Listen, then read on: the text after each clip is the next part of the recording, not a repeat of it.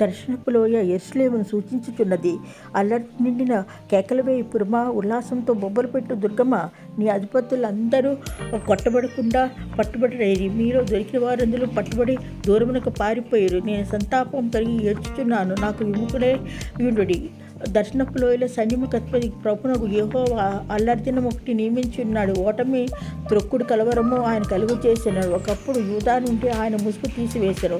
దావీదు పట్టణ ప్రాకారము చాలా మట్టుకు పడిపోయింది. యెరూషలేము ఇండ్లను లెక్కపెట్టి ప్రాకారమును గట్టి చేటుకు పండ్లను ఇండ్లను పడగొట్టి 2 గోడల మధ్యను చెరువు కట్టితిరి. వారిని నిర్మించిన దాన్ని మీరు లక్ష్య పెట్టకపోయి, ఆ దినమున ఏడుపు అంగుళార్పులు, తల బోడి చేసుకుంటా గోనిపట్ట కట్టుకుంటును సైన్యములకు అధిపతి యెహోవా మిమ్మల్ని పిలవగా, మాంసం తినుచు ద్రాక్షారసం తాగుచు మీరు సంతోషించి ఉత్సాహించుదురు.